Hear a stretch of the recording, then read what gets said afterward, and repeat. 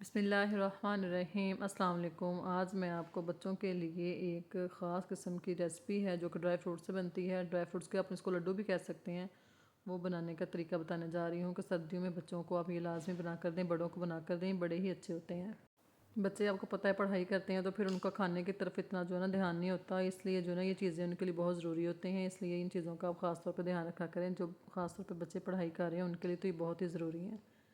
इसके लिए मैंने ये ड्राई फ्रूट्स लिए हैं जिसमें बादाम हैं, उनको मैंने हल्का हल्का सा जो है ना फ्राई पैन में थोड़ा सा हल्की आंच पे रोस्ट कर लिया है। साथ ही मैंने यहाँ पे वो लिया था अखरोट था, साथ मेरे पास ये काजू हैं। यानी कि जितने भी ड्राई फ्रूट्स हैं उन सबको मैंने हल्का सा आंच पे उनको रोस्ट करने के बाद ग्राइंड कर लेना है। आप कोई से भी इसमें ड्राई फ्रूट्स ले सकती हैं। मैंने ये 4-5 ड्राई फ्रूट्स लिए हैं कि जो बच्चे आराम से खा लेंगे। ये मगज़ हैं और पिस्ता है। आप इसमें वो जो कद्दू के बीज होते हैं वो भी इसमें डाल सकती हैं। ये बड़ी अच्छी चीज़ है। ये बड़ों के लिए, बच्चों के लिए, बूढ़ों के लिए भी जो है ना बड़ी ही ताकतवर चीज़ है। इसको दूध के साथ भी ले सकते हैं या आप इसको इन चीज़ों को जो है ना दूध में डाल के भी खा सकते हैं। किसी भी तरीके से खानी है आप किसी भी शेप में बना के इनको खा लें, बड़े ही मज़े की बनती हैं। ये देखिए यहाँ मैं तमाम ड्राई फ्रूट्स को जो है ना मैंने ग्राइंडर में उनको डाल के ग्राइंड कर लिया है। अगर आप चाहें थोड़ा सा छुरी की मदद से भी इनको चॉप करके थोड़ा मोटा मोटा लड्डू उनके बनाना चाहें तो वैसे बना सकते हैं, लेकिन मैंने थोड़ा उनको अच्छे से ग्राइंड किया था। यहाँ पे मेरे पास जो थी ना अंजीर थी और खजूरें थी, उनको भी मैंने जो है ना अच्छे से ग्राइंड कर लिया है ताकि इसमें डाल के उनको अच्छे से इनको मिक्स करके इसके लड्डू बना सकूँ। ड्राई फ्रूट्स को और खजूरों को और अंजीर को डाल के आपस में मिक्स कर देना है।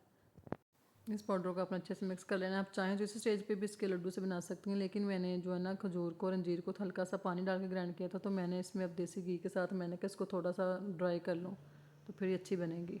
ये देखें जैसे ही घी मेल्ट हुआ मैंने इसमें तमाम मिक्सचर को ऐड कर दिया और तकरीबन 4 से 5 मिनट तक इसकी बुनाई कर लूँगी। देसी घी के तड़के से ये और भी मज़े की बनी थी। ये बिल्कुल ऑप्शनल है, आप चाहें तो इसे स्किप भी कर सकते हैं। इसको ना भी देसी घी के तड़के में भुनें तो वैसे भी इसके लड्डू वगैरह बना सकते हैं आप।